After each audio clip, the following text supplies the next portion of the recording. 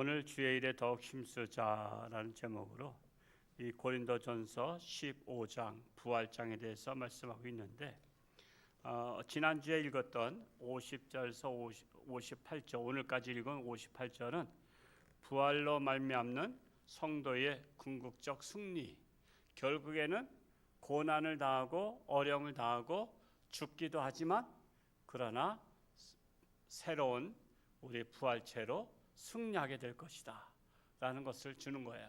왜 이걸 강조했을까요? 부활을 믿지 않는 자들이 많이 있었기 때문에. 고린도 교회는 말도 안 돼 무슨 사람이 한 번 죽으면 끝이지 어떻게 부활해. 예수님은 하나님의 아들이니까 부활했다고 치지만 우리가 무슨 인간이 부활하냐 그러면서 말도 안 돼. 여러분 항상 반론이 더 말이 맞는 거 아시죠? 반론을 제기하는 게 더 이성적으로 맞아요. 하나님의 능력은 이성을 초월하거든요. 그러다 보니까 인간의 이성으로는 이해하지 못할 때가 많아요. 그래서 항상 교회는 반대한 사람들의 말이 맞아요. 그게 인본주의니까 사람들이 논리적으로 설득력이 있거든요. 근데 하나님의 말씀은 신본주의잖아요. 그러니까 인본주의로 해석할 수 없는 그 초월함이 있어. 그런데 고린도 교회는 부활은 말도 안 돼. 인본주의적으로 사람은 죽으면 썩는 것이지 어떻게 썩었던 시체가 부활하냐. 예수님이니까 그렇게 했지 우리는 안 돼 그런 거예요. 그래서 사도 바울이 부활에 대한 논쟁 때문에 15장을 부활에 대해서 쓴 겁니다. 이해가 가죠? 항상 쓸 때는요. 그것에 대해서 문제를 제기했기 때문에 문제가 발생했기 때문에 그것을 기록했다. 바울 서신은 대개 그런 거예요. 문제가 발생된 그런 고린도 교회, 빌립보 교회, 에베소 교회 거기에 그런 문제, 그 교회가 있는 문제들을 지적한 거예요. 그러면서 우리는 그 각 교회의 서신을 보면서 오늘날 우리 교회 문제를 볼 수 있는 거야. 우리는 이제 그걸 통해서 오늘날 우리를 적용하면 됩니다. 그래서 예수 그리스도의 재림과 더불어 성도들이 누리게 될 부활의 영광, 궁극적인 승리를 장엄한 어조로 노래하고 있는 것이 고린도전서 15장이다 라고 말씀하고 있는 거예요. 그래서 정령 주님께서 천군 천사들의 나팔소리와 함께 세상에 재림하시면 이제 예수님은 구약시대는 오실 메시아, 신약은 오신 메시아, 또 지금은 다시 오실 메시아, 재림하실 메시아를 우리가 기다리고 있어요. 천군 천사들의 나팔소리와 함께 세상에 재림하시면 그때는 어떤 일이 일어나냐? 이미 죽은 성도들이 생명의 부활에 참여해서 다시는 썩지 아니할, 우리 모든 건 다 썩잖아요. 썩지 아니할 새로운 몸으로 살아난다는 거예요. 그러니까 지금 이런 몸이 아니에요. 우리가 이런 몸을 생각하면 오산해요. 새로운 어떤 몸체로 우리가 살아나는 것을 말하고 있어요. 또 그때까지 죽지 않고 살아있던 성도들, 아직 죽음을 맛보지 않고 살아있는 성도들은 예를 들어서 우리가 이렇게 살아있을 때 예수님이 재림하신다면 썩었던 자들은 새로운 몸체로 부활하고 우리같이 살아있는 성도들은 영생의 부활에 참여하는 신령한 몸으로 그냥 변화되는 거예요. 신령한 몸으로. 그러니까 순식간에 변화되는 거예요. 그래서 지난주 수요일 날 50절에서 54절까지 말씀을 지금 이거 말씀을 요약해 드린 거예요. 자, 이런 상태를 아시면서 이제 사실 지난주 읽었지만 54절에서 57절까지는 그리하면 이제 아담의 범죄 이래로 인류를 끊임없이 지배해 오던 사망의 권세, 인간에게 가장 두려운 게 그거 아니에요. 사망의 권세. 이 사망의 권세가 더 이상 아무런 힘도 발휘하지 못하도록 결국 성도들은 완전한 승리를 거두게 된다는 거예요. 사망 권세를 이긴다는 거예요. 사망 권세를.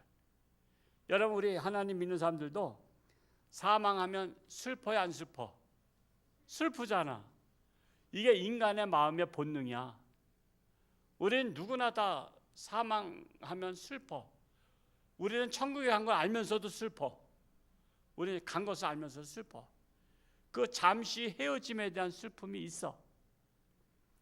오늘도 우리가 후원하고 있는 좋은 선교회 그 날 때부터 장애로 태어나셨던, 그러니까 조문을 받아도 휠체어 타고 받으셔요. 그러니까 휠체어 타고 그 안에서 왔다 갔다 하셔. 그 얼마나 힘들어. 그런데 그분에게 멀쩡하신 분이 결혼을 하신 거야. 멀쩡하신 분이. 그러니까 20년 사셨대. 20년 살았는데 그 암으로 말미암아 결국 돌아가셨어. 그냥 너무 슬퍼하시는 거야. 물론 인간적으로 슬프죠. 슬퍼하지 마 그런다고 안 슬퍼하는 건 아니잖아, 그렇죠? 슬퍼할 수밖에 없어. 그런데 우리가 너무 슬퍼하지 말고, 슬퍼할 수밖에 없지만 그래도 우리는 부활할 것을 생각하면서 그 슬픔을 이기라는 거야. 이기라는 거야. 그 슬픔을. 그러니까 슬픔에 빠져버리지 말고. 그래서 오늘 다시 54절부터 읽었어요. 54절을 다시 한번 읽어보겠습니다. 시작. 이 썩을 것이 썩지 아니함을 입고 이 죽을 것이 죽지 아니함을 입을 때에는 사망을 삼키고 이기리라고 기록된 말씀이 이루어지리라. 여러분, 이게 굉장히 중요한 말씀들이에요. 여러분, 사실 이게 고린도전서 이 신학적인 문제들이고요. 이게 정말 이것을 우리가 확실하게 알아야만 예수를 흔들리지 않아. 그냥 교회만 다녀도요, 이런 말씀을 알지 못하면 대개가 흔들려. 그래서 54절 말씀 뭐냐? 썩음이나 죽음은 본질적으로 인간이 죄의 지배 아래 놓여있기 때문에 발생하는 결과야. 썩음, 죽음, 이거는 인간이 죄를 졌기 때문에 발생하는 그 죄의 대가예요. 죄의 대가. 그리고 이 죄의 지배로 말미암아 멸망하는 것을 성경은 뭐라고 표현하고 있냐? 사망이라고 표현하고 있어요. 사망. 이게 우리 인간이 멸망하는 것을 사망이라고 표현하고 있어요. 그러므로 예수님의 재림은 자기 백성을 썩을 것에서 썩지 않는 것으로, 썩을 것에서 썩지 않는 것으로, 예수님의 재림이 그렇게 중요한 거예요. 그래서 우리가 가장 기도는 예수님의 재림을 기다리는 게 가장 1번지 기도가 돼야 돼요.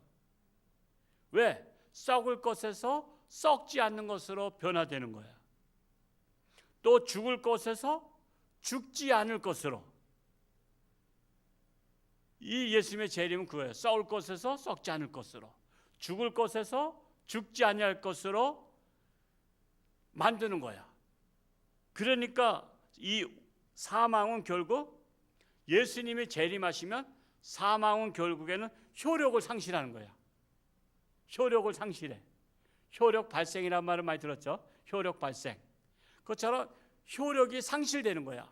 썩는 것이 상실되고 죽는 것이 상실되고 예수님의 재림하시면 썩지 아니하고 죽지 아니한다는 거야. 그러니까 우리가 기다려야 될 것은 뭐예요? 예수님의 재림. 그래서 여러분 기도 제목에 뭐 다른 이것저것 많이 쓰지만 가장 좋은 것이 무슨 기도 제목이야? 예수님 어서 오시옵소서. 예수님 어서 오시옵소서. 마라나타. 예수님 어서 오시옵소서. 이게 기도 제목. 왜? 썩지 않고 죽지 않냐고 우리는 새로운 생명체로 신령한 몸으로 우리가 탄생하기 때문에 그런 거예요. 그러니까 이 신앙이 있어야 흔들리지 않는 거야. 55절 말씀 읽어볼까요? 시작. 사망아 너의 승리가 어디 있느냐? 사망아 내가 쏘는 것이 어디 있느냐? 자, 그래서 부활로 인해 멸망할 사망을 향해서 승리의 개가를 부른 거야. 그것은 성도 입장에서는 승리의 개가지만 사망의 입장에서는 조롱과 모욕이다라고 말할 수 있어요. 자, 사망은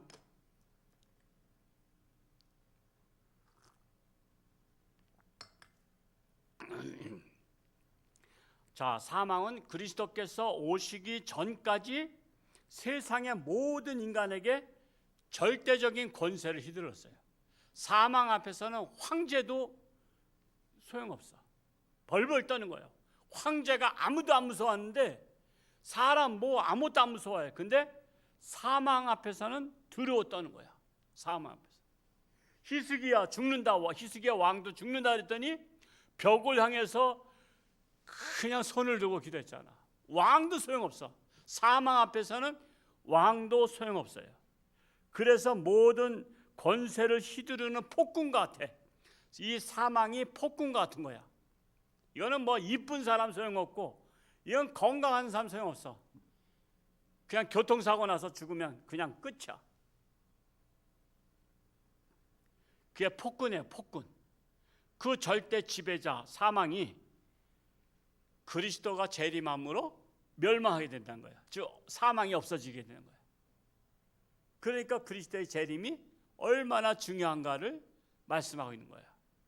폭군 사망을 없애버리는 거야. 이제는 사망이 없어지는 거야. 그러니까 예수님 재림이 우리가 살아생전에, 우리가 사망을 맛보기 전에 예수님 오신다면 정말 좋겠네. 정말 좋겠네. 정말 좋겠네. 정말 좋겠네. 정말 좋은 거야. 그래서 절대 지배자가 그리스도로 말미암아 재림하시면 멸망하게 된다. 즉 사망이 멸망한다는 건 뭐예요? 사망이 없어진다는 거예요. 사망이 사라진다는 거예요. 어둠이 사라지듯이 사망이 사라지는 거예요. 참 신기하죠. 어둠도 저 불 딱 끄면 어둠이 금방 와버리죠. 그냥 불 켜면 언제 도망가는지 몰라. 창문도 안 닫아놨는데 어디로 도망간 거예요 도대체. 그것처럼 사망도 소멸된다는 거예요. 소멸. 따라서 부활의 소망을 가진 모든 성도들은 더 이상 사망을 두려워할 이유가 없다는 거예요. 예수님의 재림하시면 사망을 두려워할 이유가 없다라는 거예요. 이어서 56절 읽어보겠습니다. 시작. 사망이 쏘는 것은 죄요, 죄의 권능은 율법이라. 그러니까 사망이 쏘는 것은 죄라는 것은 사망은 죄의 결과로 온 거다 이거예요. 죄의 결과로. 어떤 죄의 결과였죠? 아담과 하와가 선악과를 따먹는 날에는 정령 죽으리라. 죄의 결과로 죽음이 왔던 거예요. 근데 하나님은 죽으리라 그랬는데 사탄은 뭐라 했어? 죽지 않는다 그랬어. 어떤 말이 더 좋아? 좋기는 죽지 않는단 말이 훨씬 좋지. 여러분 제가 여러분한테 당신 죽어 하는 소리하고 그건 기분 나쁘잖아. 근데 당신이 안 죽어 그러면 기분 좋잖아. 그래서 사탄의 말이 항상 기분 좋은 거야. 여러분 사기꾼들의 말이 더 달콤한 거 아세요? 여러분 남편 무뚝뚝한 거 아시죠?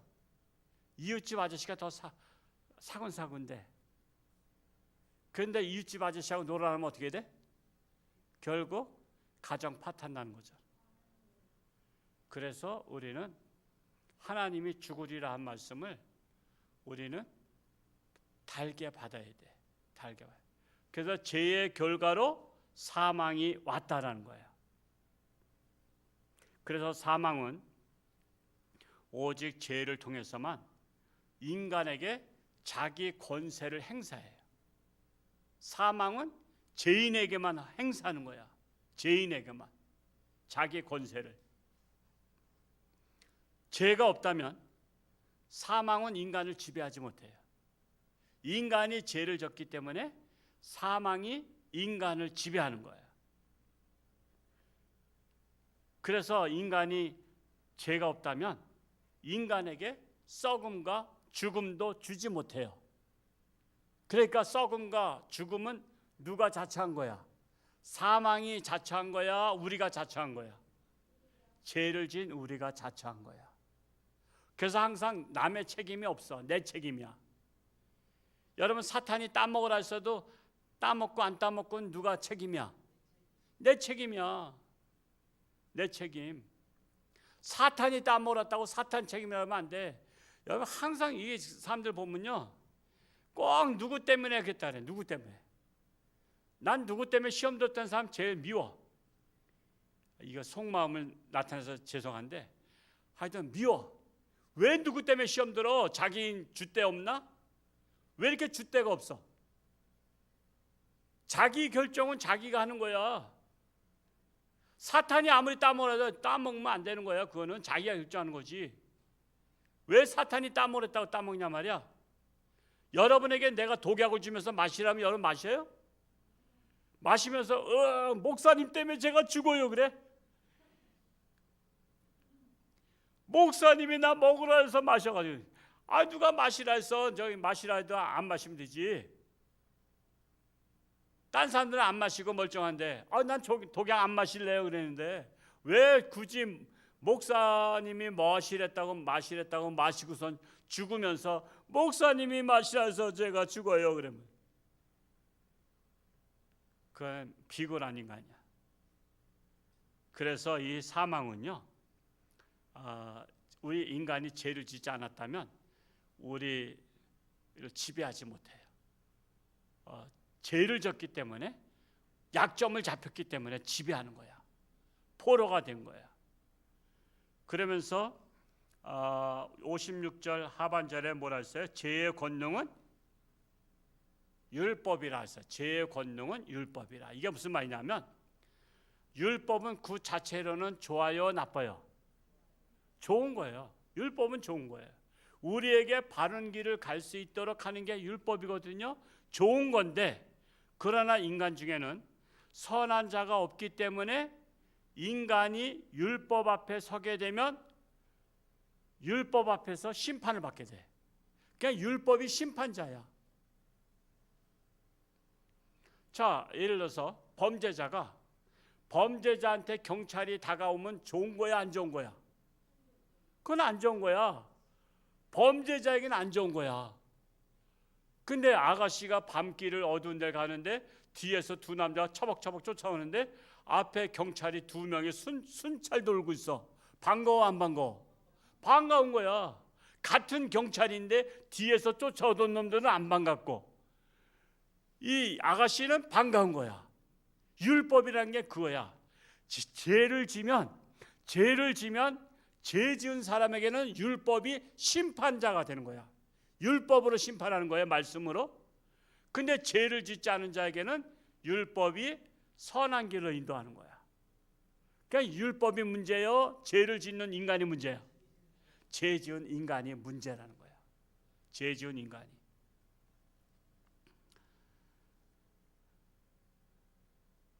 그래서 이러한 이유로 선한 율법은 언제나 인간을 정죄하는 도구가 된 거야. 선한 율법은. 그리고 죄는 율법을 근거로 해서 인간을 정죄해요. 우리가 감옥에 가는 것도 뭘 근거로 가죠? 그 법에 근거해서 가는 거예요. 법에 근거해서. 판사가 법을 들이대잖아. 판사가 법을 들이대서 감옥에 가는 거예요. 물론 요즘 판사들은 믿을 만한 판사도 별로 없지만 판사가 법을 통해서 가야 돼요. 법을 통해서 심판하는 거예요, 판사가. 그래서 우리가 율법은 죄를 짓지 않는 자에게는 나를 보호하는 것이 되고 죄를 짓는 자에게는 나를 종으로 만드는 거야. 종으로 만드는 거야. 여러분은 법 없이 살 수 있는 사람이야? 법이 있어야 살 사람이야? 법이 있어야 살아. 법이 없을 때는요, 약한 사람 다 잡아가고 다 그냥 죽여버리고 다 그래. 그래서 우리는 법이 있어야 사는 세상은 좋은 세상이야. 왜? 법이 나를 악한 자들로부터 보호해 주는 것이 되기 때문에 그렇다라는 사실이에요. 57절 말씀을 읽어볼까요? 시작. 우리 주 예수 그리스도로 말미암아 우리에게 승리를 주시는 하나님께 감사하노니. 우리 인간은 스스로 죄에서 승리할 수가 없어요. 그러나 예수 그리스도의 십자가 죽으심과 부활하심으로 우리에게 승리를 주신 거야. 예수 그리스도의 부활의 십자가가 우리를 승리케 하시는 거야. 그것을 내 것으로 만들어야만, 예수님의 부활을 내 것으로, 즉 내가 그걸 믿음으로 받아들이는 거야. 예수님 죽으심이 내 죄 때문인 것을 믿음으로 받아들여야 돼. 그럴 때 내가 그걸 믿고 받아들일 때 하나님의 승리의 역사가 내게도 같이 동일하게 역사하는 거야. 그래서 예수를 믿는 게 그렇게 중요한 거야. 믿는다는 것은 예수님의 십자가의 죽으심, 내 죄 때문에 부활하심, 나를 살리시러, 그것을 믿을 때 효력이 발사하는 거야. 효력이.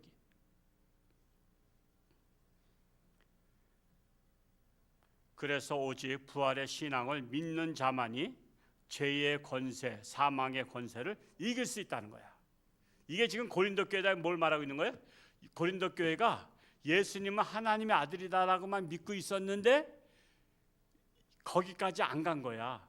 예수님께서 내 죄 때문에 죽으셨고 나를 영원히 살리기 위해서, 영생을 얻게 하시기 위해서 부활하셨다는 것까지 가야지 믿음의 완성이야. 근데 고린도 교회는 이거 안 믿은 거야. 어떻게 썩은 사람이 부활하냐? 말도 안 돼, 말도 안 돼. 그래서 사도 바울이, 이분이 신학자이고 철학자이고, 이분이 이것을 이렇게 잘 풀이한 거야. 여러분도 그냥 읽으면요 복잡해. 근데 제가 이 정도 설명하면 이해가 되죠? 안 되신 분 계신가요? 나머지 공부할 수 있도록. 아유, 이보다 더 쉽게 할 수는 없다. 정말 제가 어떻게 하면 이해할 수 있을까? 제가 이 말씀을 제가 푸른 거예요. 이렇게까지 설교했는데도 이해 못한다 그러면 그분은 한번 고린도전서 15장을 100번 읽으시기 바랍니다. 58절 읽고 마치겠어요. 58절 읽어봅니다. 시작. 그러므로 내 사랑하는 형제들아, 견실하며 흔들리지 말고 항상 주의 일에 더욱 힘쓰는 자들이 되라. 이는 너희 수고가 주 안에서 헛되지 않은 줄 알미라. 자, 고린도 교회는 신앙을 어지럽히고 흔드는 반부활론자, 그야 부활을 반대하는 그 반부활론자, 나 반대요가 아니라 나는 부활을 믿지 않는다, 이런 자들이 자꾸만 흔들어 놓은 거야. 여러분, 신앙은요 흔들어 놓으면 뿌리가 안 내려. 항상 교회는 부정적인 사람 말 듣지 말어. 그 사람은 나의 뿌리를 흔들어 놓는 사람이야. 그래서 여러분, 불평불만하거나 부정적인 사람은요, 그런 사람 얘기 들으면 신앙이 안 자라는 거 아시죠? 신앙이 안 자라. 그런 자리에 박차고 일어나야 돼. 아유, 일어나면 그 사람이 나 미워할까? 아유, 그런 사람 미워해도 괜찮아. 까짓거 뭐 미워하려면 미워하라 그러지 뭐. 그 사람 아니면 사람이 없나?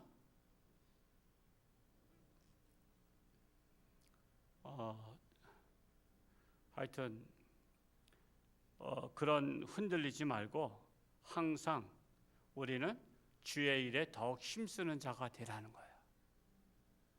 견고한 신앙이 있어야 힘쓰는 거 아시죠? 자, 힘쓰면 어떤 결과가 와요? 주 안에서, 너희 수고가 주 안에서 헛되지 않은 줄 압니다. 여러분,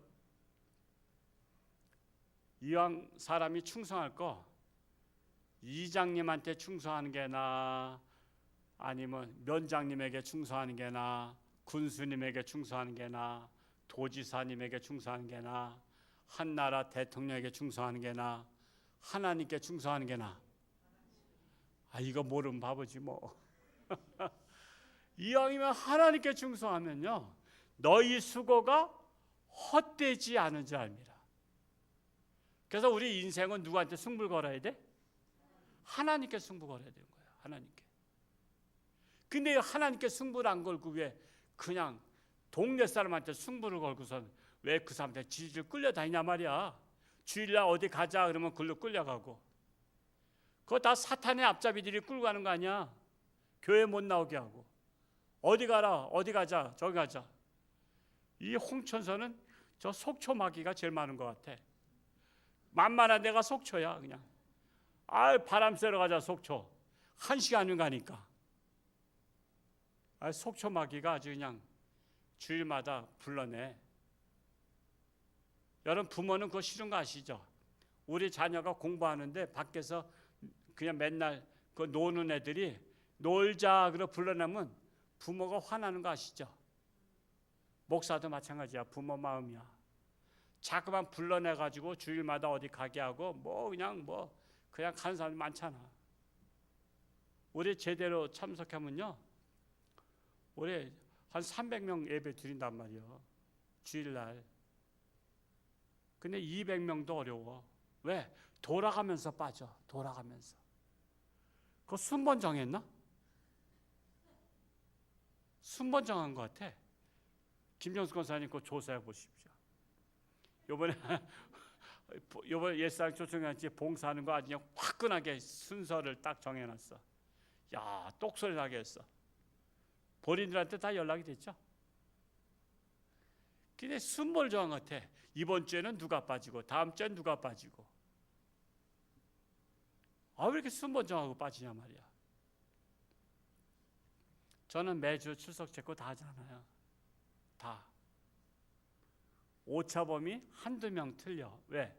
나하고 인사 안 하고 간 사람, 악수 안 하고 간 사람, 뒤로 다 싹 빠져나온 사람, 그런 사람 외에는 제가 다 알아.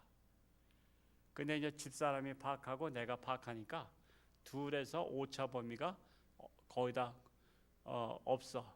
거의 다 특별한 경우 아니면 없어요. 그만큼 관심 있는 거야. 누가 주일 예배를 잘 지키나, 또 수요일 날은 누가 나오나, 새벽 기도는 누가 하나.